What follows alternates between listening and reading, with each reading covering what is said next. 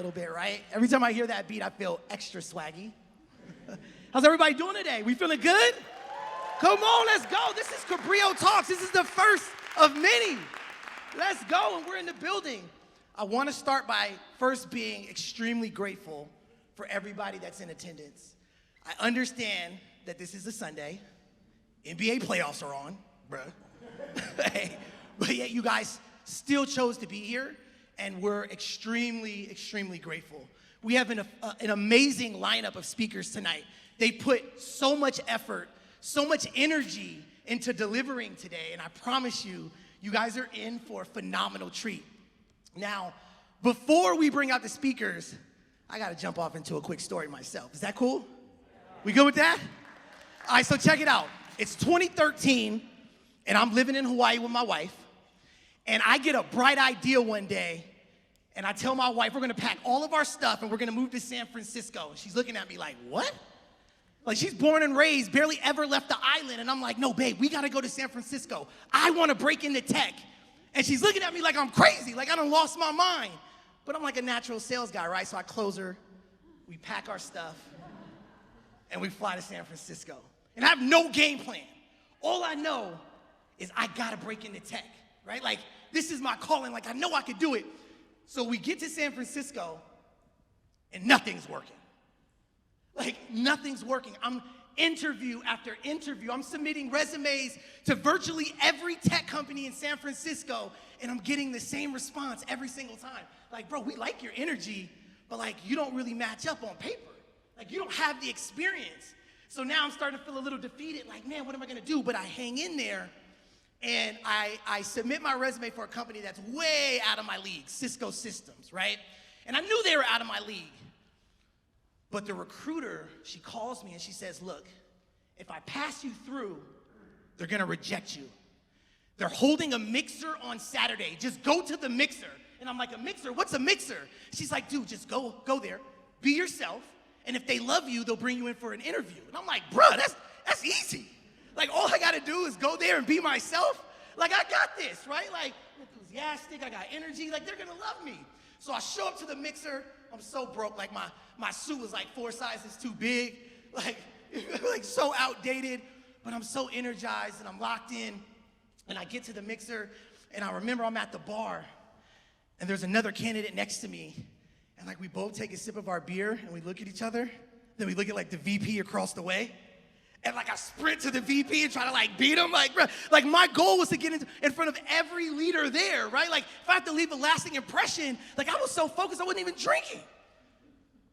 And I wind up making the impression, and I get the job.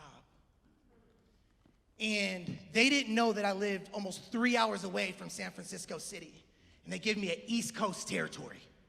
So this means I gotta work East Coast hours. So I have to be there at 6 a.m. That means I have to wake up at 3 just so I could be there at 6. Never complained about it once. Like, I'm so locked in, like, let's go.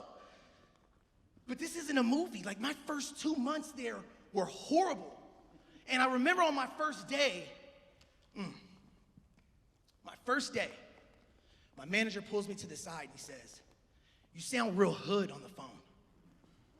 And for those of you that don't know what that means, he's basically telling me I sound black, right? And it was his way of hinting that I needed to hide my black accent. And like, I picked up on that. So for those 2 months that I was struggling, I'm like stuck in my head. Like, the whole time, I'm trying to sound like the white dude next to me. Like, can you imagine that? Me trying to sound like anything other than this? Like, that was crazy. So at the end of the 2 months, after I'm failing every day in sales, you have 3 months to perform or you're out of there. They put you on something called the performance improvement plan. And if you don't perform, you're gone. So now I'm on my last leg. I'm like, man, if I can't figure this out, I'm gone. So I basically tell myself, like, yo, if I'm gonna lose my job, I'm gonna go out being me. If I'm gonna lose my job, I've gotta like at least tap into that swaggy and go out, you know, gloves off, being my authentic self.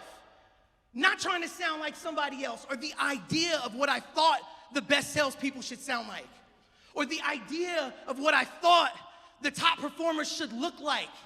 I had to remove myself from that box if I was gonna perform. and choosing to be my most authentic self that day, weeks before I got put on a performance improvement plan, completely changed the trajectory of my career. I went on to be the #1 seller in all of Cisco systems.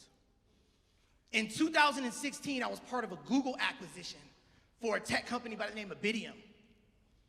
Today, in addition to being a speaker and a success coach, I am the sales director at a startup. We're #5 on the Forbes 100. I built that team. And I'm not telling this story because I want you guys to be amazed or anything. I'm telling you that because my choice to show up as raw and imperfect made me the coldest salesperson in the room. When we choose to lean in to the qualities that are true to ourselves, it could be a superpower, right? Now, why are we here? And why did I choose to tell that story? You know, in reflection and talking to Dr. Walker about what he's trying to do on campus, and with this talk, the theme has been, we want to empower students to show up as their full selves, as their authentic selves, not the version of what they think they should be on campus, but the version that they need to be on campus so they can shine and be their true selves, their full selves, and really embody the experience, right? Now fast forward to storytelling. We're here tonight to listen to 6 phenomenal stories. When you give somebody the opportunity to tell their story, it allows them to be vulnerable and authentic and allows you to get insight, right, into a piece of themselves that they may not have shared with anybody. And as a listener, when you listen to a story, it allows you to connect, right? It allows you to tap in with a different level of humanity. Somebody once told me, if you want somebody to be heard, shut the fuck up and listen.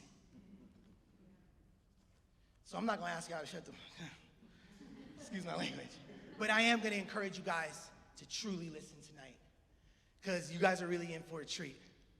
Now, before we bring the speakers out here, I want to bring out VP of Instruction, Mr. Travaris Harris, to come share a couple words with you guys real quick. So Travaris, step on out, brother, let's get it.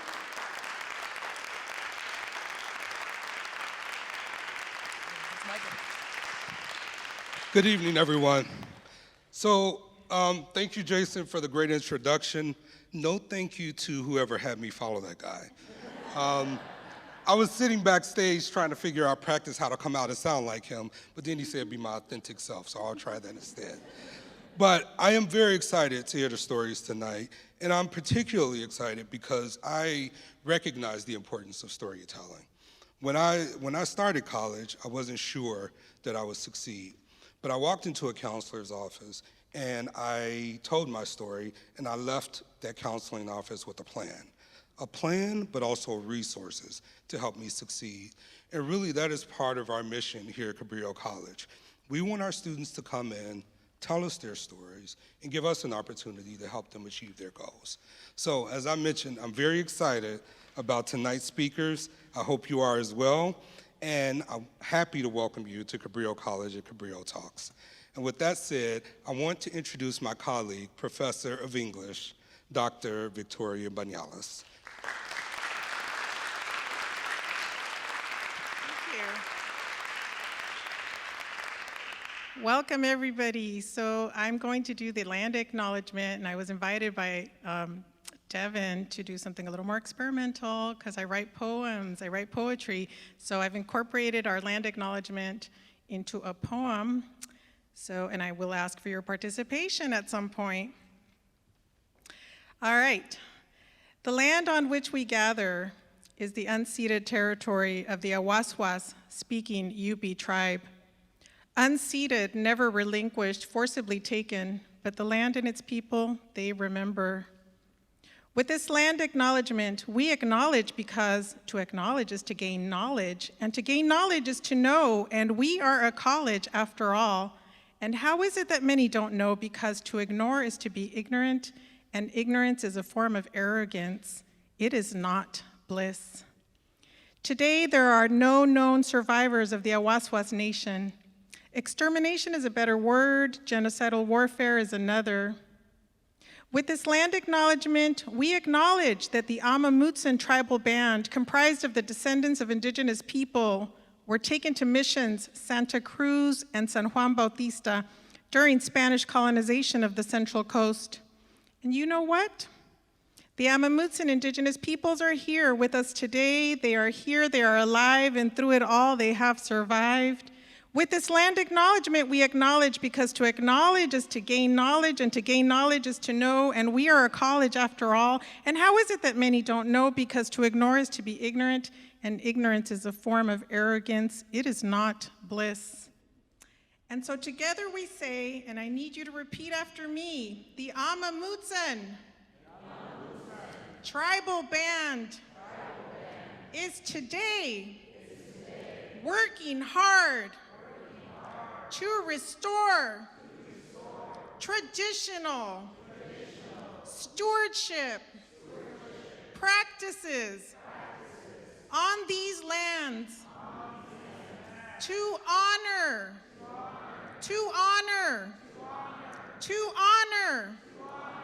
the Awaswas and heal from historical trauma.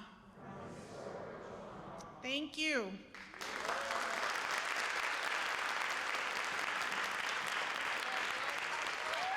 Man, let's go. How amazing was that? So good. All right, so now we have our first speaker coming out, and she's the tone setter. I gotta be honest, like, this girl is something else. She's put in so much time, so much energy and effort. I actually got to work with her over the last 2 months of her preparation, and man, I'm telling you guys, she's gonna bring it. Please welcome to the stage the one, the only, Caitlin Johnson. Let's go!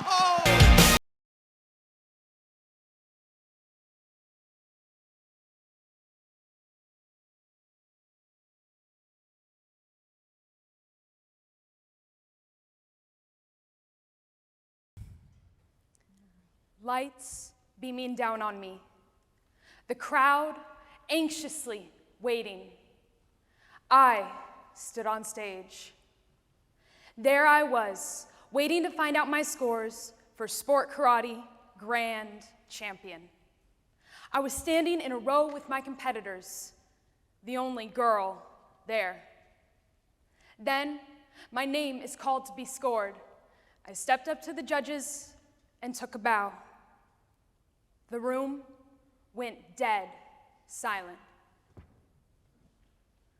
999, 999, 999, all nines.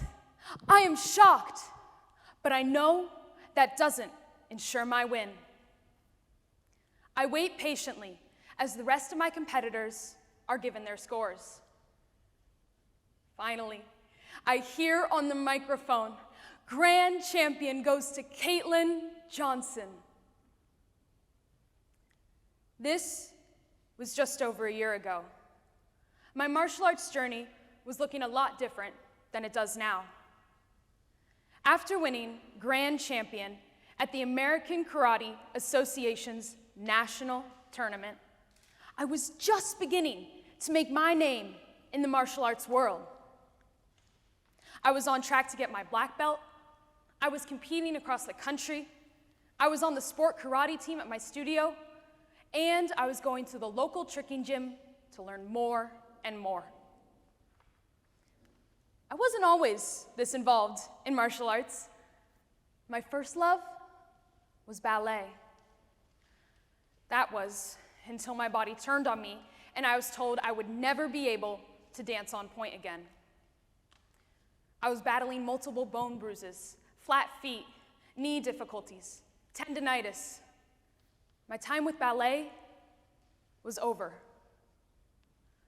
I found my passion for martial arts after I lost ballet, as it gave me the opportunity to continue to be active. Ballet taught me discipline, and how to express myself creatively. Martial arts taught me how I want to live my life. I was on track to further myself as a martial artist beyond where I had ever been, or so I thought. In the summer of 2023, just shy of 5 months after winning my grand championship, I encountered life-altering news. I went to the doctor for a checkup and came back diagnosed with a genetic connective tissue disorder, hypermobile Ehlers-Danlos syndrome. Ehlers-Danlos syndrome causes all of the connective tissue in my body to be faulty, creating problems across multiple body systems. I deal with joint problems, digestive issues, neurological problems, and more. These challenges interfere with my daily life, and I've been forced to learn how to adapt. Suddenly, everything made sense. This is why I had to stop ballet. This is why I had so many injuries in my life, I couldn't count them on my hands. This is why I am the way I am. My doctor told me the terrifying news that I should not continue practicing martial arts. This made my stomach drop. Martial arts is my life. It's who I am. Who would I be without it? That question haunted me as I was running out of time with the summer coming to an end and more health problems arising. I ended up going to the ER 3 times that summer due to various injuries. And so I told my coaches that I was hanging my belt up and taking a break. That break was hard. It still is hard. So many times I feel like I will never be able to return to my training. But martial arts is not only just a physical sport, it's also a mental sport. One of the many philosophies that martial arts teaches is perseverance. When I was at my depths of deciding whether or not to keep going with my physical therapy, or even just keep my dream of reaching black belt, I remembered perseverance. Now, perseverance is not about being 100% perfect about reaching your goals. Instead, it is about constantly keeping those goals at the front of your mind so that you don't forget where you are going. Our limitations begin to break down as we commit to working towards our goals through perseverance. I'm going to keep fighting for my goals. The fight is what matters. Don't let the challenges in your life stop you from pursuing your dreams. You have the power to persevere through any obstacle. The key is to take it one day at a time. Thank you.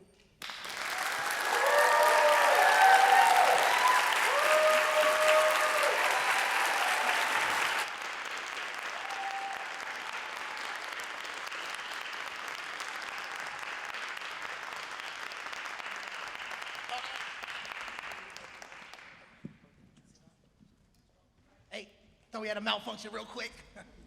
Wait, how good was that? Incredible, right? Delivery, I mean, poise. She absolutely bodied that. And like being able to work with her over the course of the 2 months and like watching her craft and be extremely vulnerable and honest as she expresses the story, it's just so brave. Quick housekeeping item. I did want to mention that there are only 6 speakers tonight. So if we could hang in there and show support for all 6 without bouncing, that would be fantastic. It's gonna be a pretty quick show. Just wanted to throw that out there. Now, for our next speaker, without giving away his entire talk, right? But like what comes to mind, self-awareness. I mean, what this kid was able to do from a mindset perspective to step outside of himself, be self-aware, and make the adjustments needed, to break through in his life, truly remarkable. Cannot wait for you guys to hear this next story. So with no further ado, Mark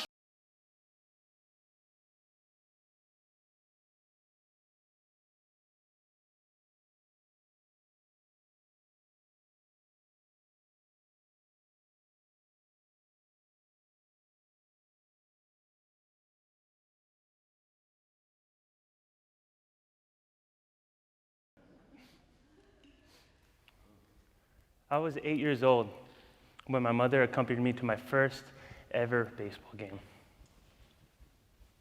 As my teammates were warming up and I was eager to join them, my mother calls me over and pulls out a $20 bill. She then tells me, go purchase 2 dozen roses from the florist next to the concession stand. At first, I was hesitant because it was game day and I wanted to get ready. But after some convincing, I did what she asked. So I grab the $20 bill, I run over to the florist, purchase the 2 dozen roses, and I run back to my mother. And as I get to her, I hold those roses out, and she refuses to take them with a smile. She then tells me, go give 1 rose to each of the mothers that are sitting out on the benches. And once all the mothers have a rose, give the rest of the little girls your age. I remember the immediate rush of fear that went through my body. To this day, I was so scared, I immediately said, no, I'm not gonna do that. But then my mother hits me with her famous words, Marky, please. And every time she said those words in that tone, I always surrendered to her request. So, obviously, I caved. And there I go, 8-year-old me with 2 dozen roses, walking over to the first mother that I see sitting on the benches. And as I'm walking towards her, I realize that I'm getting even more scared because I'm realizing that she has this type of seriousness that she's displaying as she's looking out to the field. But as I reach her with the rose in hand and my arm stretched out, she takes that rose with a smile that seems permanent. And with that smile, she transformed my fear into excitement. So I gave out the rest of the roses. And once I gave out that last rose, I run back to my mother and I tell her, I wish my type of currency in life was making people smile. That day at the park, my mother taught me a very valuable lesson. Little did I know then is that it would be one of the few cherished memories I have with her. Tragically, she passed away from breast cancer when I was just 11 years old, but her influence continues to guide me to this day. Now, fast forward to the summer of 2023. This is 20 years later, and now I'm 28 years old. And I feel like at this point in my life, I feel like I should be happy with what I've accomplished. I joined the United States Marine Corps. I became an EMT. I came back to school, and most importantly, I didn't become a part of a statistic that shadows my life whenever I entered the foster care system, just 2 years after my mother's passing. So why wouldn't I be happy, right? I wasn't happy. I realized that I was battling heavy imposter syndrome, low self-esteem, and low self-worth. So, in an attempt to address my inner struggles, I decided to take a spontaneous solo trip to Europe. Initially, the trip was intended to last 10 days, but it ended up lasting 70. Throughout those 70 days, I dedicated myself to journaling and recording voice memos daily, seeking to confront and overcome my inner struggles with heavy imposter syndrome, low self-esteem, and low self-worth. Essentially, this trip was going to be my own version of self-therapy, and I was excited for it. While in Europe, I stayed in hostels, which are shared dormitory-style rooms, kind of like hotels. All you do is you purchase a bed in a room full of bunk beds, and just like that, you realize that you're sharing a room in a room full of strangers. To some, it may sound a little strange, but there's a unique type of beauty about being able to connect with someone who knows absolutely nothing about you. You simply just live in that present moment,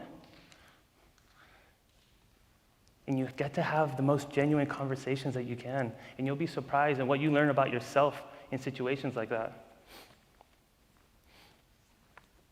And during my time in Stockholm, Sweden, I shared a room with a group of amazing people. One person in particular was a fellow solo traveler named Tim. Tim and I, along with another traveler, spent the entire day together. We explored the city and got to know each other. And at the end of our day, Tim offered me a compliment that positively transformed my perspective of myself. He said, "You're a good person. Don't ever change, Mark. I like how you're open-minded and you respect everyone that we met. We need more people like that." You see, throughout my entire life, I've constructed a mental warehouse full of reasons to deflect compliments, much like the one that Tim gave me. Compliments from friends, peers, mentors, sergeants, family, loved ones never seemed to resonate as genuine praise. Instead, I'd make this negative internal dialogue, convincing myself that the compliments that were given to me were just mere gestures, masking the disappointment and where I stood in life. This negative, self-deprecating mindset consumed me until the power of journaling sparked a transformation within me. Right when Tim offered me his compliment, my initial reaction was to revert back to my negative self-talk. I'd tell myself things like, he doesn't mean that, or I don't deserve that compliment, or maybe if he got to know me for a little while longer, if he would say this. Yet in that moment, I realized that Tim did know me. Tim knew a genuine Mark for less than 24 hours, not knowing anything about my past experiences, and yet he still gave me a genuine compliment. And once I realized that, it made me want to take action because I couldn't deflect the compliment. So after Tim and I parted ways, I grabbed my laptop, went down to the common area of the hostel, and I began to journal in a new, powerful, purposeful manner.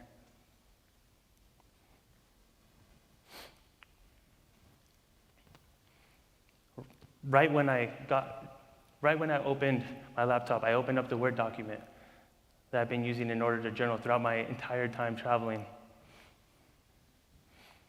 Right in the center of the page, in bold, I wrote Tim's compliment. And then I divided the page into two prompts. The first prompt was why I don't deserve this compliment. Second prompt was why I do deserve this compliment. And this is when I started to feel the amazing change of my journey of self-exploration. I first answered the negative prompt, so I could release all the pent-up self-doubt and criticism. I poured out my insecurities, labeling myself as dumb, stupid, unloved, invisible, filling up a page quick. Yet, as I turned to the positive prompt, I felt a shift occur. I remember a smile crept across my face as I acknowledged the achievements and blessings that have led me to this moment here in Europe. That the harsh words I would direct to myself aren't words that I would even conjure up to say to someone else. So why would I say that to myself? In that realization, I unlocked the power of self-compassion. Tim's compliment became a literal beacon for me, illuminating the genuine praise and love I'd received throughout my entire life. It made me look back at moments when a compliment changed my perspective. And in that moment, I understood that compliments I'd received throughout my life were sincere and were a testament to my worthiness and resilience. During this, I learned that in embracing a genuine connection of self-compassion, we rewrite the narratives of our own worthiness. Viewing our situations through a lens of vulnerability and introspection, we discover that compliments that are given can be received as a testament to all our hard work and value. And by embracing self-compassion and creating authentic connections, we unlock the potential to transform our lives and inspire others to do the same, illuminating a path of fulfillment for us all. This entire experience made me realize that I've continued to give out roses my entire life. And now it was time to give a rose to someone who needed it and deserved it the most, which is me. Thank you.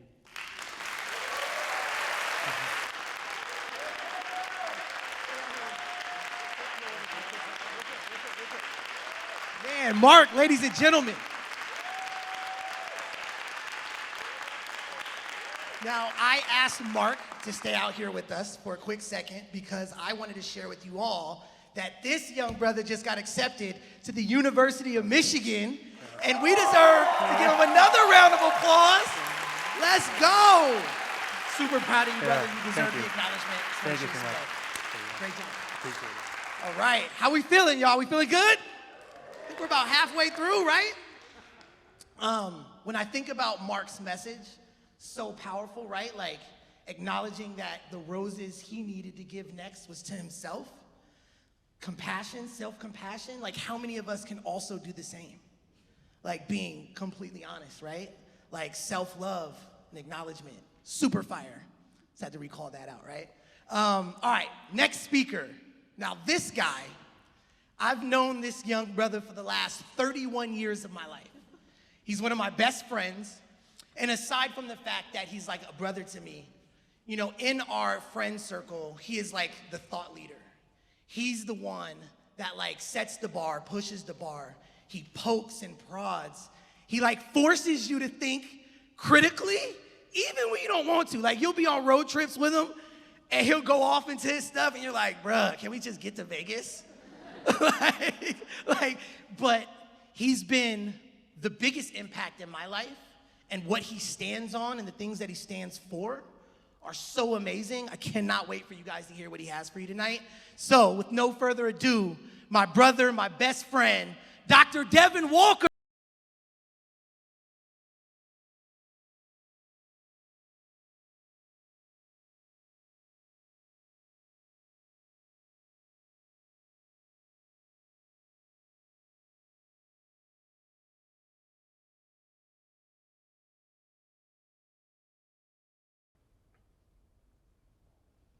When I think back to the Black Lives Matter movement and the many viral images that galvanized protesters across the nation and the world into action, my mind goes back to this home surveillance video of this little black boy shooting baskets in his driveway.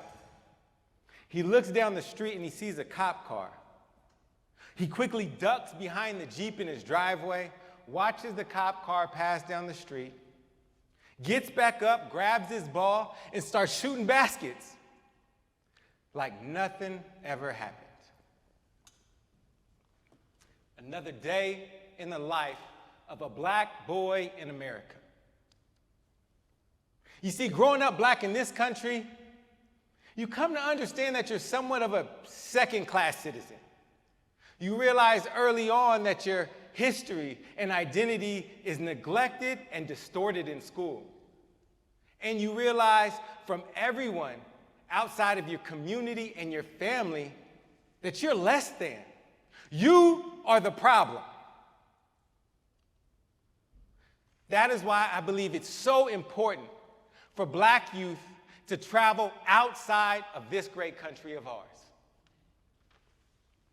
I came to this realization at the age of 12. That's when I set my goal of going to Africa. And 10 years later, y'all, I made it happen. My senior year of college, I studied abroad for a semester at the University of Cape Town in Cape Town, South Africa. Outside of it being the best education I had ever received, it was truly a transformative experience. One of my most memorable moments was hiking up this mountain called Lion's Head. I mean, it was only about an hour up, but boy, was it challenging. It would be extremely hot to freezing cold. At certain parts, you needed ladders and chains to prevent yourself from falling to your demise. And the last stretch just felt like you were hiking up an endless stairwell into the clouds. But when I finally got to the top, it hit me. I had accomplished my dream. I had made it to Africa. You see, I was the first person in my lineage to make it back to our ancestral land, where my ancestors were violently stolen from over 400 years ago. So as I stood out top of the mountain and looked out over the Atlantic Ocean, I thought to myself, I need to set a new goal, a more powerful goal. I need to help other black youth travel the world so they too could lift themselves from the constraints of what it means to be black in white America.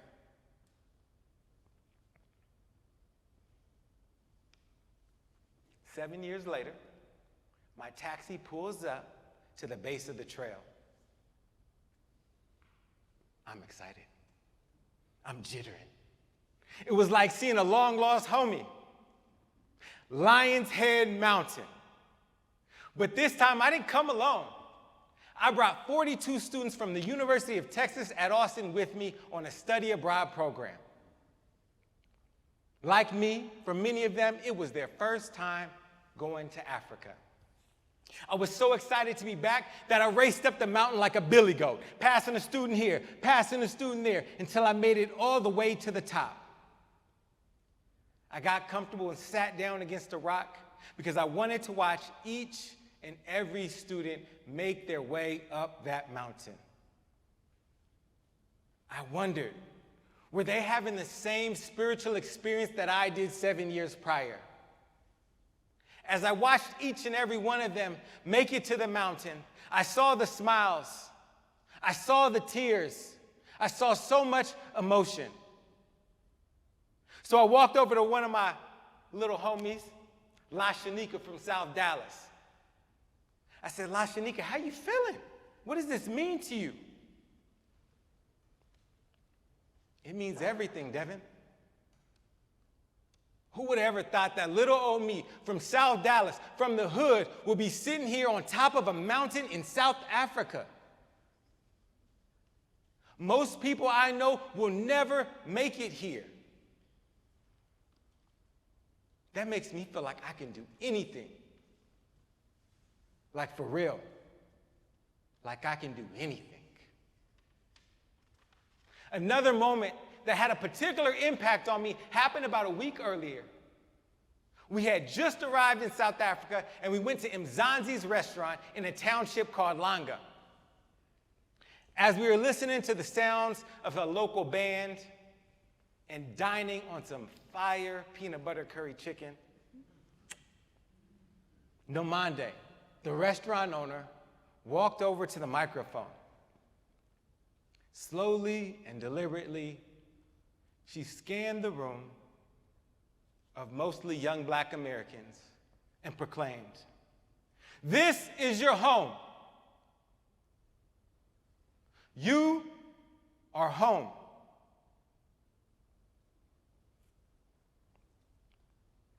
I looked up, and most of the room was in tears. In that moment, they felt seen. They felt like they belonged. They felt fully human. We all did.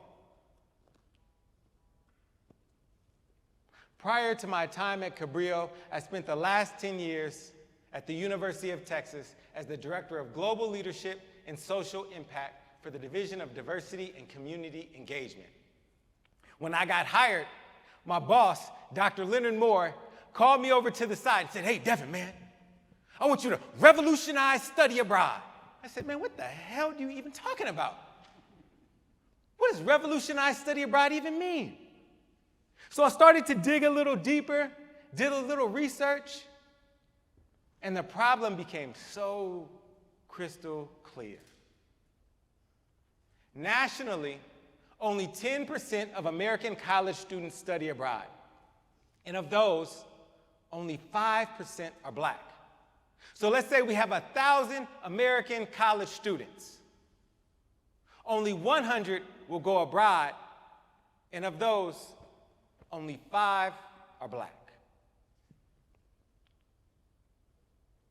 So we decided to do something some would call revolutionary.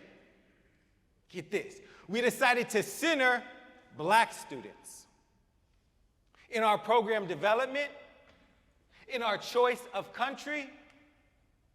Where did black students want to go? Who did black students want to go with? And what did they want to experience when they were abroad? In my 10 years, we took over 700 students abroad. And get this, over 65% were black, and 90% were students of color. In 2018, we took 82 students to the University of Cape Town, South Africa, the largest program that the University of Texas had ever seen. We didn't need to take 82, but we wanted to make it crystal clear that black students, gay students, brown students, Asian students will study abroad if you center them in the programming. And they wouldn't be able to deny 82.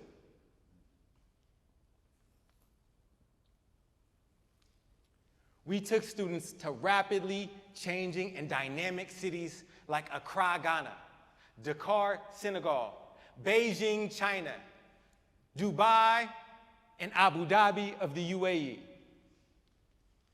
Now, while each one of these countries grapples with their own issues of anti-blackness, our students consistently used one word to describe how they felt when talking about their international experiences: liberated.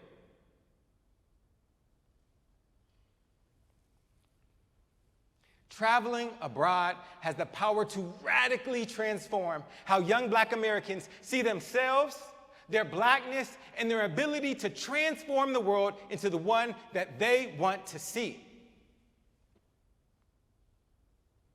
Esteemed author Richard Wright once wrote, "I did not leave the South so that I would forget the South, but so that hopefully one day I might come to truly understand it." Every black American youth deserves the opportunity to experience life outside of America.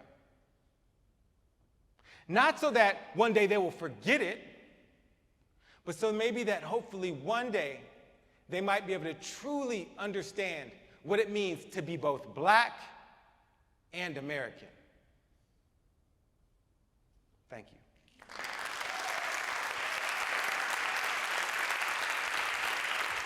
About that thing? Man, round of applause for Dr. Walker.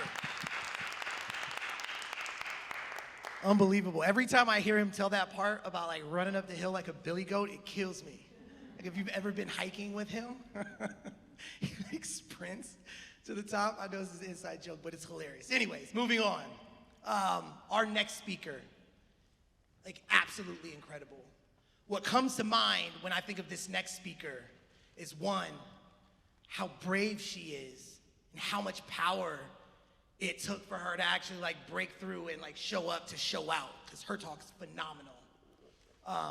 So brave, so powerful. Cannot wait for you guys to hear what's in store. So please welcome Vivian Juarez.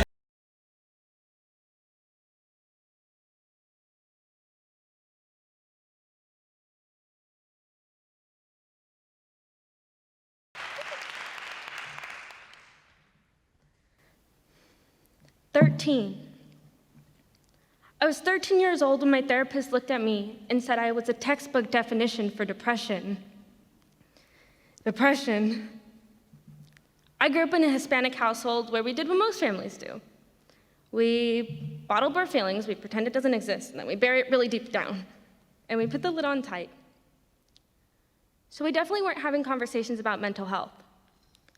And the more I looked into what depression looked like, the more everything started to make sense. From my lack of ability to doing anything that I once loved, to having to drop out of my traditional middle school and join a charter school. And the more that I realized that there was no way that I was the only one, I started to see the signs in my own family. But again, we don't talk about it. I decided the best course of action was to just avoid everyone. Avoid my family, avoid my friends, avoid the world. I shut out everyone thinking that it would hurt less if I decided to do the unthinkable. At 13, you think so irrationally. And everything feels like the end of the world. But when you're 13 and you're struggling with clinical depression, man, does it really feel like everything is caving in at once. So for a second, you think about it. You think maybe you should be in control. You think maybe you should be the one to put a stop to your world, your life, your story. You spend so long thinking about it that you stop thinking about your future and what that could look like. Along with that, you feel like no one understands you. No one could possibly imagine what it feels like. I turned to books at this time for comfort because I felt like the only people who could understand me must be fictional. So I found a really niche genre of young adult novels written from the perspective of teenagers struggling with mental health issues. And the story that brought me in was Turtles All the Way Down by John Green. It follows a high school girl struggling with anxiety and OCD, and throughout the story, we watch her spiral into such a dark place. And you begin to wonder, how the hell is she gonna make it out of it? The book ends with her as an adult reflecting on her time in high school and remembering a quote that she read by Robert Frost that said, "In 3 words, I can sum up everything that I've learned about life. It goes on." She didn't know as she grew older that life would continue, and she didn't know when she was suffering that years later her dreams would be coming true. I also didn't know when I read that book that my life was about to take a million turns in so many different directions. 15. I was 15 when I met a boy who changed everything. A boy that made me feel so much less alone in the world. A boy that understood everything that I was feeling. He understood my depression. He understood my pain. He understood what it meant when I said that I didn't feel like I was living but merely existing. I finally found someone who understood me. Then a global pandemic took over the world. 16. I was 16 when I got the phone call that he decided his depression was bigger than him. Watching the only person who understood me lose their battle with depression scared the ever-living shit out of me.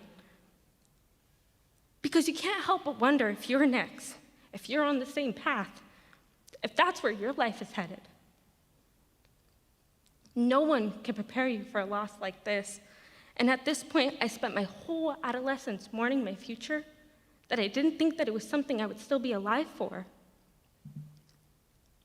At this point, I was behind in school, I was stuck in an abusive relationship, and there was no escaping it because thanks to COVID, we weren't allowed to go anywhere. I had nothing to do but sit and think. Think about him, think about his family, and think about mine. The more I sat with the pain, the more that I knew that I never wanted my friends and family to experience the pain that I was feeling. And the more that I grew closer to his mom, the more that I knew that I never wanted my mom to receive that same phone call. So I decided that day that I was going to make my life worth living. At the time, I was a super senior, had no direction, and I'd spent so long waiting for my life to be over that I never imagined what it could look like if I had lived. 18. I was 18 when I decided to pack up everything that I had and move across the country, and I was determined not to come back until I found myself again. I wanted to come back as the best version of myself, a person that my 13-year-old self would be proud of. 19. I was 19 when I signed the lease for my first apartment, and I decided that college was for me. When I found out I was giving this speech, I decided to reread the book that changed my perspective on mental health at 13 years old. And just like the main character, I didn't know when I first read that book where my life was headed. I didn't know I would head to college, become financially independent, living on my own, taking the lid off of the bottle that I buried so deep inside. And I didn't know that I would be facing my problems instead of running from them. I didn't know I would be mending my relationship with my parents and becoming best friends with them. I didn't know I would be living my life not just for myself, but for the boy who changed my life too. 20 going on 21. I don't want to stand here and act like my life is perfect now, because it's so very far from it. I struggle at times to remember how bad it once was because my outlook on life has changed so much. But I still have moments where I feel like that 13-year-old girl. I still battle with my mental health on top of a plethora of health issues. But despite every roadblock in my way, I'm here telling you this story. Because what I didn't know then is that my now wasn't my forever. So in 3 words, I can sum up everything that I've learned about life. It goes on. You don't know what tomorrow will be. Tomorrow could be the best day of your life. Why not just stay and find out? Thank you.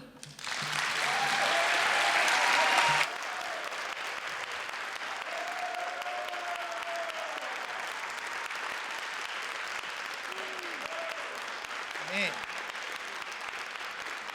Powerful. So powerful. I'm like, I'm not crying, you're crying. Hey, what? So powerful. Listening to these stories tonight, right, it just makes me think about how we all have a story. Like the speakers on stage, everybody in this audience, like we all have a story. Like nobody gets through life unscathed. And if you could find it in you, like I want to encourage everybody in the audience to find the space, find the capacity to tell your story. Stories change lives. Stories educate folks, and there's a lot of different outlets, whether it's a platform like this, social media, blogging, like you can save a life or change a life. Storytelling at its best, right? Now, for this next speaker, I get that next speaker bag. I had the pleasure of being her speaker coach over the last 2 months. Her story, the first time I heard it, I was in tears. It's filled with just, an insurmountable amount of just grit and passion and resilience. And I'm trying to be very careful how I tee this out without giving her story away.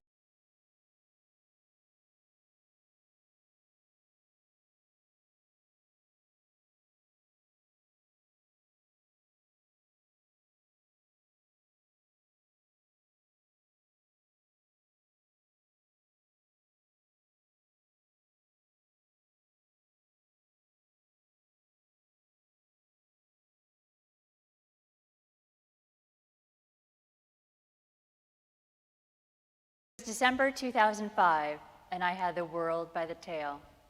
I was 34 years old, had gotten married just 3 months prior, and I was the CEO of a national nonprofit traveling to South Korea to speak at a global conference on aging. After a 14-hour flight, I arrived exhausted, My heavy laptop backpack had created a sore spot on my shoulder. It was a golf ball-sized lump that was painful and burned. Was it a pulled muscle? A bug bite? I was exhausted, so I took some Advil and crashed. The next morning I woke up. The lump was still there, the pain was still there, and by now my entire left arm was numb. But I thought to myself, I'm in Korea. I have to do some sightseeing. So I ventured out into the cold December air, numb arm and all. Later that evening, at the welcome reception for the conference, I became feverish with cold sweats. Going to bed that night, around 2 a.m., the pain was so unbearable that I got out of bed, went down to the hotel lobby, and asked for a hospital.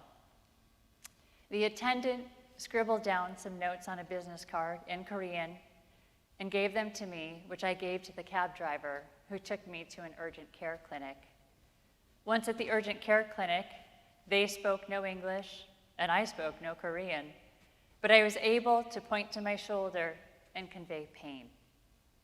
They gave me a small envelope of pills that I happily took and went back to the hotel. The next day at the conference, I made it through my presentation, got to the airport, and flew home. A few days later, I went in to see a surgeon who took a needle biopsy of that lump that was still in my left shoulder. A few days later, I was grateful that I'd had the foresight to take my husband with me to the biopsy results appointment, because at 9:00 a.m. on my 35th birthday, I heard the 3 words that no one ever wants to hear: you have cancer. I was shocked, scared, and suddenly in tears, not knowing what to expect. What happened next were a series of medical tests. There were x-rays, then CT scans. Later that same day, they called me back in for an MRI, the results of which showed I had stage 4 metastatic melanoma and a lymph node on my shoulder that they thought had spread to my liver. In reviewing the MRI results with my doctor, I asked the inevitable question, so what's my prognosis? How long do I have to live?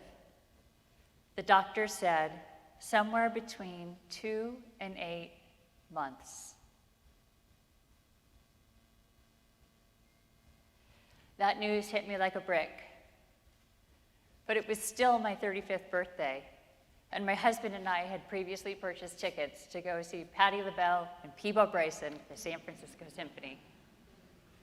We went anyway, thinking it would be a good distraction. We both cried throughout the entire performance. In the days to come, I would have the first surgery to remove the cancerous tumor in my shoulder. In the weeks to come, I would share the tough news with family and had what was probably the saddest Christmas ever.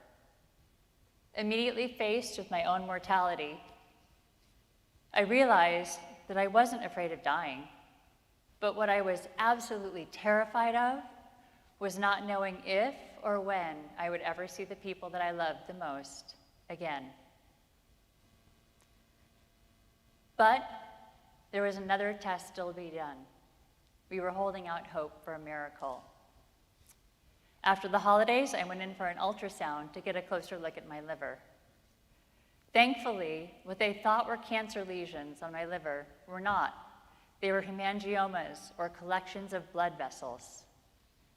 Though they kept me at a stage 4, thankfully, my survival prognosis changed from 2 to 8 months to 3 to 5 years. I was elated. I can do this, I thought.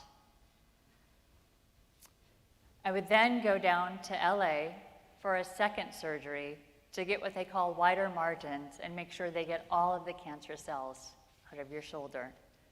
So my husband and I traveled to the John Wayne Cancer Center in LA, and I had that surgery, which left me with an 8-inch incision on my left shoulder. I recuperated for a couple of days at a friend's house in LA, And then I went back to work, attending the American Society on Aging conference in Los Angeles and praying that nobody hugged me or touched my shoulder. These were early days melanoma. Traditional chemo didn't work for treatment. Options were few and far between, and medical opinions were all over the place, ranging from doing nothing and waiting to see if the cancer came back to a really toxic biochemo treatment that would land me in the ICU for 1 week a month while they injected me with toxic chemicals, only to repeat the process the next month. Desperate for answers, late one night in bed, I logged on to the Melanoma Patients Forum. There, a fellow patient posted, "Through this, you have to be your own quarterback. You call the plays that feel right to you when it comes to your cancer treatment journey." Inspired by that advice, I started researching. I looked up all the cancer centers in the United States that specialized in melanoma. I found 5, and I traveled to each one. UCSF in San Francisco, the Angeles Clinic in Los Angeles, MD Anderson in Houston, Memorial Sloan Kettering in New York City, and finally, recommended by my sister, a melanoma rock star at the Mayo Clinic in Rochester, Minnesota. In meeting with that melanoma rock star, I learned that he was running a clinical trial of this new thing called immunotherapy. It was designed to boost your immune system so that your immune system would fight off any sleeping cancer cells that might still exist in your body. I insisted, however, that I wanted to make sure I got the drug, not the placebo. So he agreed to prescribe the trial and the drug to me off trial. I would be shipped refrigerated vials of the medication, and I would give myself injections 14 days on, 14 days off. The side effects weren't bad.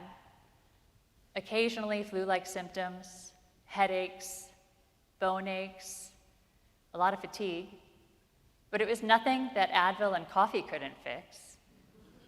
So I worked throughout the entire treatment. I figured that if I looked and acted normal, except for giving myself the injections and traveling with my little cooler of medicine, I was healthy. The disease was invisible, and the world knew no different. Every 3 months, I would travel to the Mayo Clinic in Rochester and have a series of tests, blood work, and a PET scan to make sure that the cancer wasn't coming back. I was on that clinical trial and giving myself injections for 7 years. At the end of the 7 years, I went into the Mayo Clinic for what would be my final clear PET scan.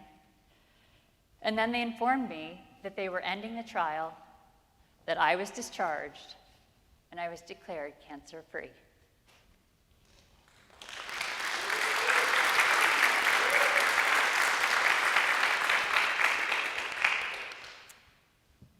At that moment, I felt like I needed to pay it forward, to make good with God for the gift of survival. Since then, I've hosted fundraising galas for the American Cancer Society. I've served as a resource to fellow melanoma survivors who are undergoing treatment, and I've advocated on Capitol Hill for increased funding for cancer research. This past March, I had a particularly powerful moment when on Capitol Hill, sitting in a congressional office, a fellow survivor pointed at me and she said, her clinical trial was the foundation for my immunotherapy treatment.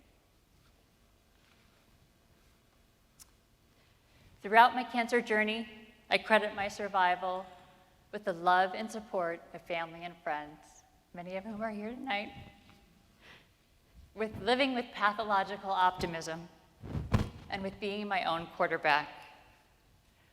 I also have lots of gratitude for good insurance and the resources to be able to afford treatment.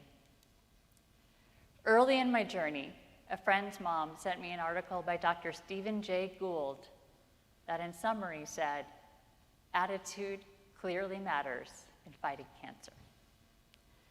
I believe that living with pathological optimism and in near denial as a completely healthy person changed my outcome. I believe that being my own quarterback, giving me the drive to research all of the treatment options available to me, ultimately choosing the one that felt right to me, also influenced my outcome. You get one shot at life, better give it your all. Throughout this journey, I've learned to say yes to life and all of the opportunities it holds. I've learned to show and tell people that I love and appreciate them. I've learned to live with pathological optimism and to always, always be your own quarterback when it comes to your healthcare decisions.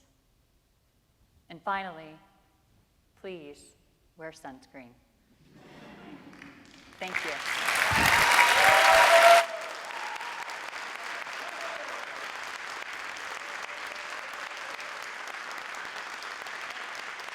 Let's go. Incredible.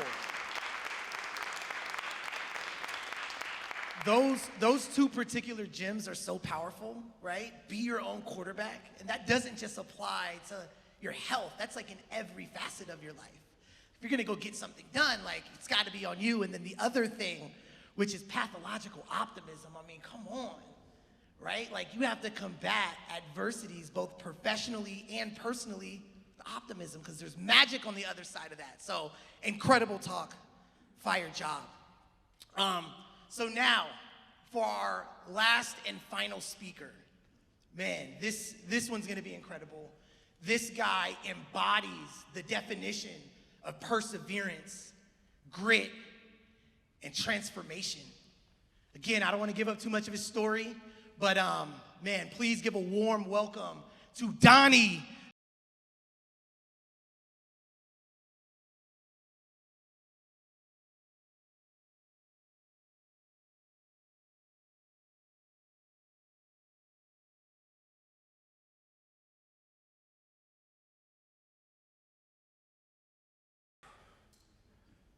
Good evening, ladies and gentlemen. My name is Donnie Veal, and I grew up like every kid in America. I played tag, I threw rocks, I rode bikes, and every once in a while, I got into other sorts of mischief that kids get into. I didn't feel that my community was lacking in, but later on in life, I would discover that my community was an underserved community. But to me, it felt like any normal place, a place that I loved, a place where I formed bonds with other children that had similar upbringings or have been impacted by similar events. We formed bonds over coming from a broken home, homes impacted by domestic violence, alcoholism, and drug addiction. Though these things happen in every community, I would come to learn, and kids act out and respond to trauma in all sorts of destructive ways. I did too. And at 14 years old, I started to hang out with gang members, but I really wasn't looking to join a gang.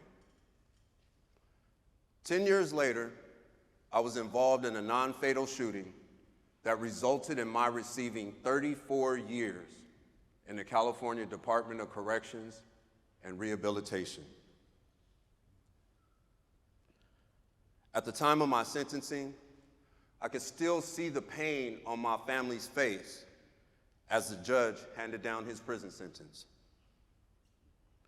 In 1996, at 24 years old, I started my 23-year walk towards a light at the end of a tunnel. At the time, it was tiny as a pinprick. Many of you have heard about the dehumanizing conditions of incarceration through movies you have seen or books you have read. I'm here to tell you, ladies and gentlemen, that most of those stories you have heard are true. To the untrained eye, this photo may not reveal any physical signs of trauma. But upon closer inspection, you can see some of the mental trauma I had to endure throughout my incarceration. Notice the rolled up mattress in this photo? The first thing that I would do when I woke up in the morning was put my shoes on and roll up my mattress. This was used as a way to not only activate me mentally, but also as a display to others that I was alert and prepared to defend myself if need be. Our United States military refers to this state of mind as combat readiness. And I lived with this heightened sense of awareness amongst experiences of physical abuse, sexual abuse, discrimination, medical neglect, financial exploitation, systemic racism, and the harsh realities of confinement, all while adjusting to live in inhumane conditions. There were hours and hours of soul searching and self-reflection. When I beat myself up over and over again with questions like, how did I get here? Or where did I go wrong? Or most importantly, what am I going to do to survive when I get out? In all my years of incarceration, there was one person who remained a guardian angel in my life, my brother. He encouraged me to use my time in prison wisely to invest in myself, never giving up on me, even though I refused to make a move to do it. For years, his words went in one ear and out the other. But somewhere approximately 15 years into my incarceration, my mind started to pivot. I started to fantasize about things that I wanted to do when I got out. I would thumb through a magazine or other periodicals and see places I wanted to go, places I wanted to live, and things I wanted to possess. However, the one thing that I needed in order to obtain that vision board that I had built in my mind was steady work and money. Most of my jobs before my incarceration consisted of manual labor, where I relied on my physical strength, work ethic, and soft skills to work my way through the ranks into less labor-intensive positions. But I had gotten old in prison, and I knew that I could not rely on my physical strength to sustain me for the rest of my life.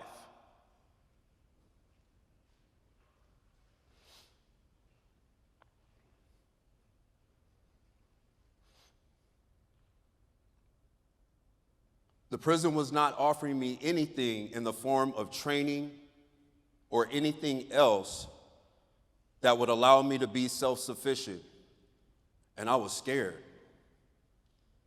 I was scared of failure because failure would most likely mean a return to prison. And I had watched too many men get out only to return through that revolving door.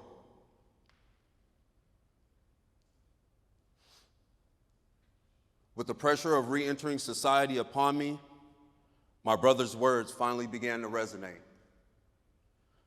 So I enrolled in correspondence courses that were offered through Coastline Community College, but the barriers to education in prison are huge.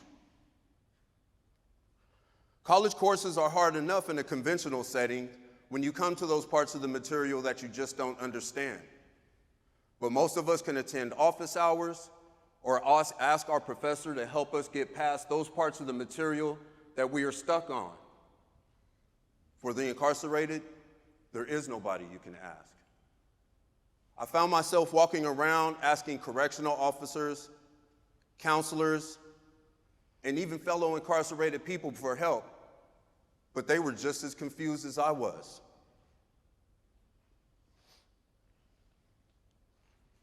Additionally, my access to books was limited to 10,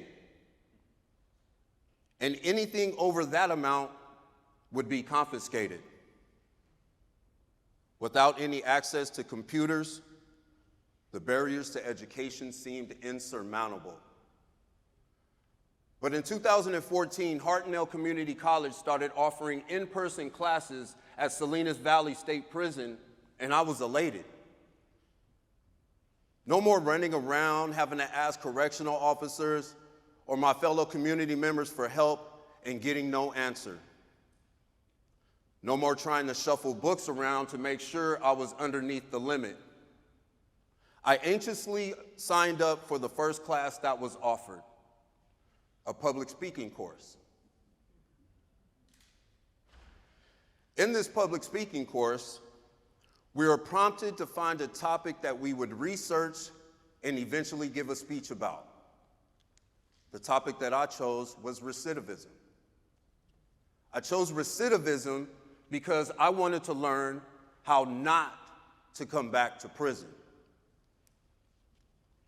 Without access to technology, I was forced to call my family collect and ask them to print out materials that coincided with my studies. And again, my brother and his family came through. In this material, I was able to find what I would like to call the hidden gem that lit the fire in me to pursue education. And that hidden gem was how to have a transformative, positive impact on the recidivism rate.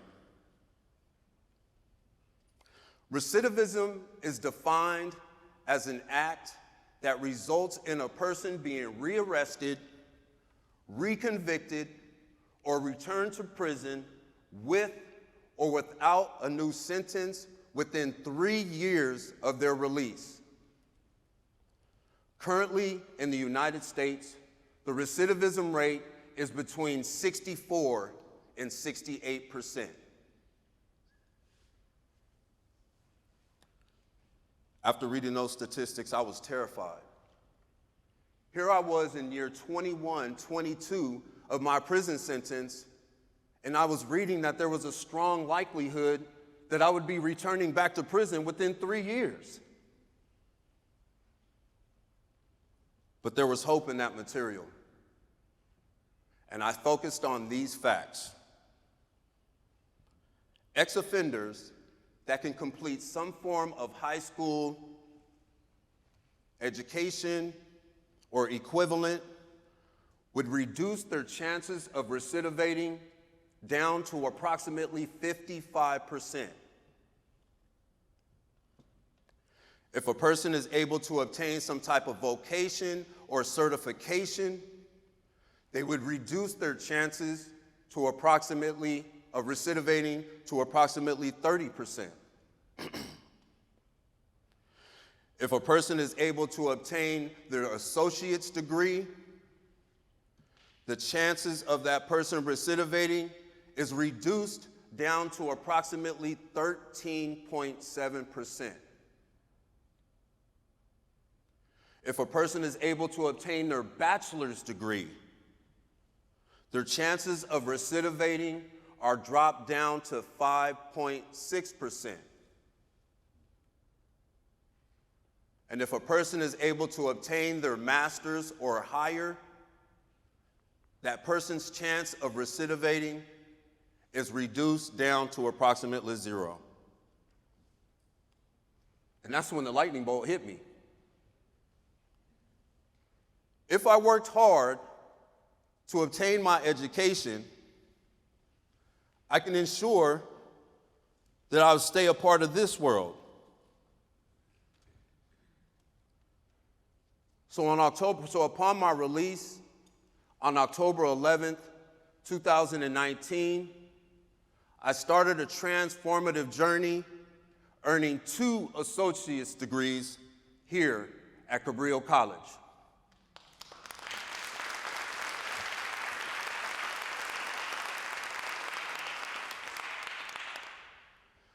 From here, I transferred to the University of California, Santa Cruz, where I earned my bachelor's in sociology in 2023.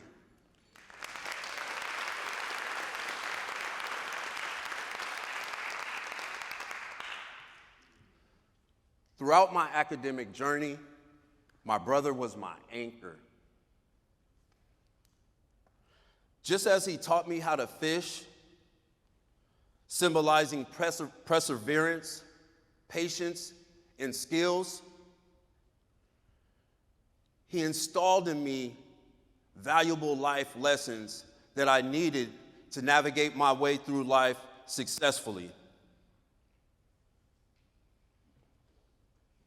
Today, I am the program coordinator for the Rising Scholars Program here at Cabrillo College.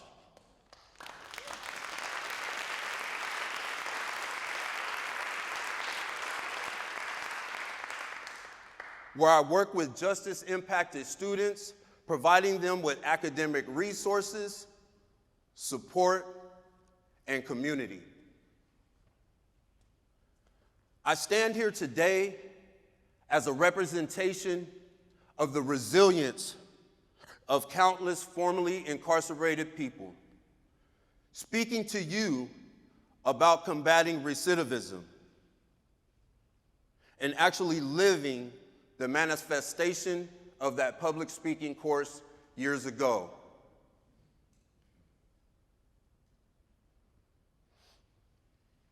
My education ensures that I could stay out of prison and remain here in this world, while the work that I do every day helps others get to this place too.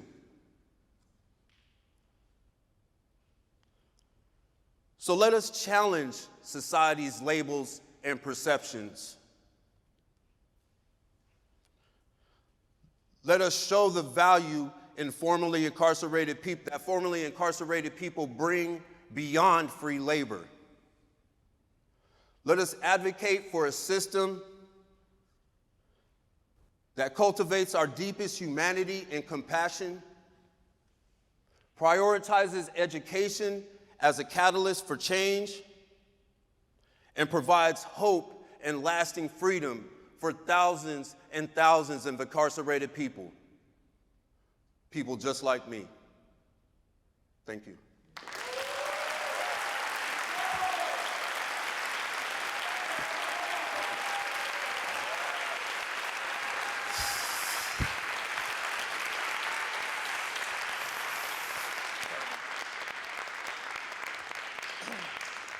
So inspiring.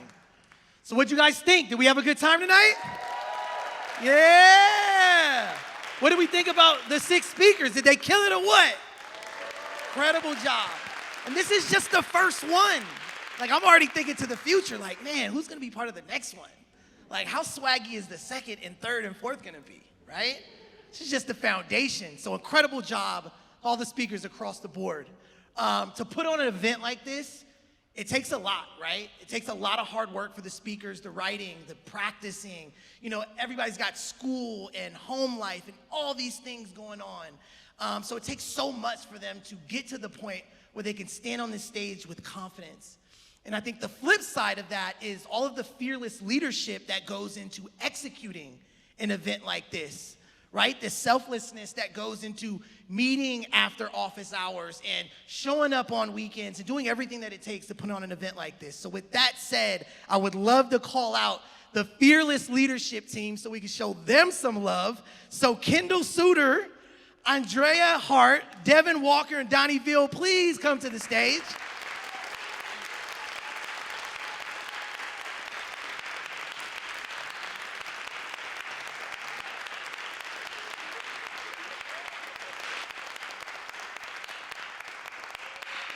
Thank you, everyone, for joining us tonight. Tonight has been so powerful, and I don't know about you, but I am so inspired by all of our wonderful speakers. One of the main things that tonight did is to help us grow closer as a community. Within 1/10 of a second, we create initial judgments, and we decide how we feel about another person. We decide things about their trustworthiness, their competence, their likability, and we can potentially even have life-altering decisions made by those quick snap judgments. Tonight, we broke past that by hearing from all of these wonderful speakers. And I had the honor of greeting so many of you as you came through the door this evening. We have students, board members, leaders at our college, faculty members, staff, so many people in our community, family, and friends. And so I want to share with you just one little lesson, because I teach communication studies here at Cabrillo College, and I couldn't stand up here without telling you at least something. So listening is a three-step process. The first thing is receiving message, second is reflecting on it, and third is responding. And I'm sure all of you feel as though you've been thoroughly listening this evening, but what that means is that your work here is not yet done. We have to respond. We need to honor these stories by responding to them in our daily lives. You may have walked past some of these people in hallways and classrooms. You may have been in meetings with them. They could be your coworkers. So how are we going to respond and honor these stories? We need to break past those quick judgments that we pass on one another and decide to lean into that discomfort and that sometimes scary feeling and have courage to ask someone, what is their story? To try to look beyond that quick judgment that we make and get to know them. So now I'm giving all of you an assignment, and that is to tap in and keep listening to everyone around you. This room is filled with stories, and we had stories we couldn't even honor tonight because we had so many wonderful people who wanted to join us. So it's up to you now to find your empathy, have the courage to learn another story, and maybe even share yours at Cabrillo Talks next time. With that, I want to thank Dr. Devin Walker, who's been the lead organizer, and he is going to pass along some needed thanks to all of the wonderful people who helped make this evening possible. Thank you, Kendall. Yo, so one more time, can we give it up for these three individuals right here?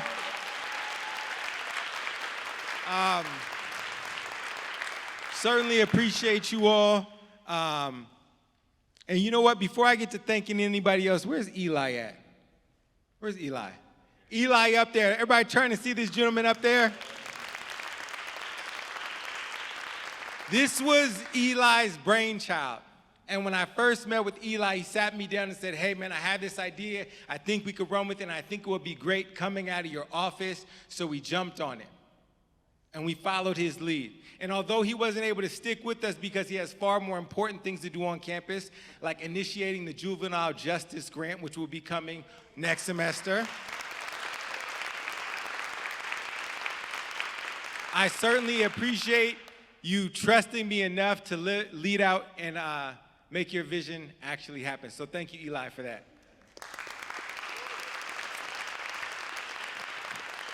I also want to thank the VAPA crew. Morgan and the VAPA crew are folks up there. They've spent so much time with us. We don't have a huge organizing crew, so a lot of stuff came to them last minute, and they took it each and every time with a smile and said, yes, we can. We will figure it out. And I appreciate you all so much for that. David and his crew, who's doing videography, thank you all so much. You all are going to be able to provide. You're going to be able to provide each one of these speakers with something that they could carry with them for the rest of their lives. A jewel that they could pass on to their children and even their grandchildren. Something that they could look at when they face those moments of doubt and they struggle, can I do this? They could come back, look at this video, and say, I went and stood up in front of 130 people and made it happen. So thank you all for that.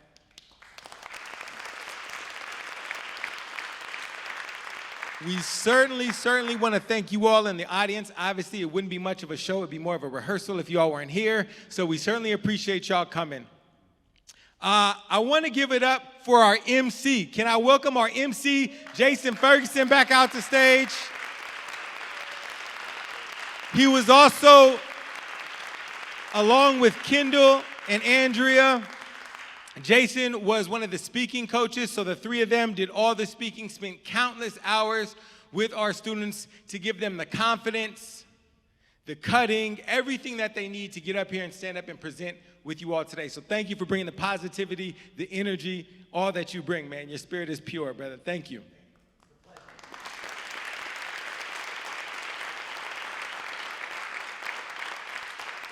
Andrea doesn't want much acknowledgement. She's like the person behind the scenes making it happen. She works here in VAPA, and she was doing all these little things to make sure this happened tonight. So thank you so very much, Andrea. You're incredible. My man, Donnie, whatever we needed, he was going to give us. Up until last week, he was going to be the MC and the presenter. Whatever he needed, Donnie was stable, and he was going to give us. And we knew that we could always rely on your talk. That's why we call him Donnie the Closer. So thank you, Donnie. And finally, Kendall, honestly, I don't think we'd be here if you would have not joined that meeting. Your tenacity and your logistics really make up for a lot of my weaknesses, to be honest. But you were just so committed and persistent, and you really pushed us over that initial ledge that we needed to commit to this project. So thank you so much for your commitment, for your leadership, for your teamwork. It's been incredible, so thank you.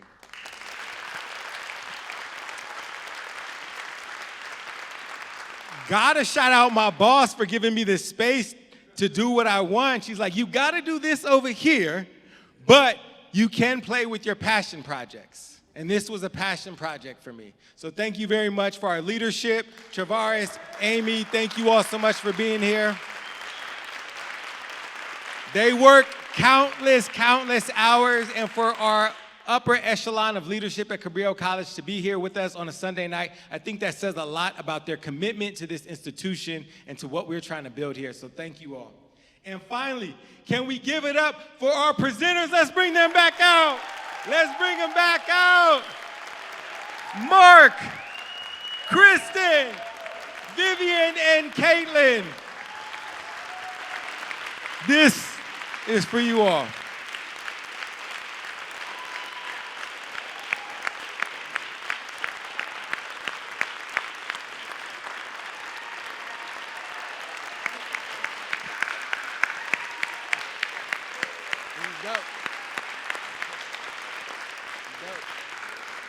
So thank you all so much. Out front, we have a small reception for about the next 45 minutes, some light snacks, food. We have some live music from my man Sage.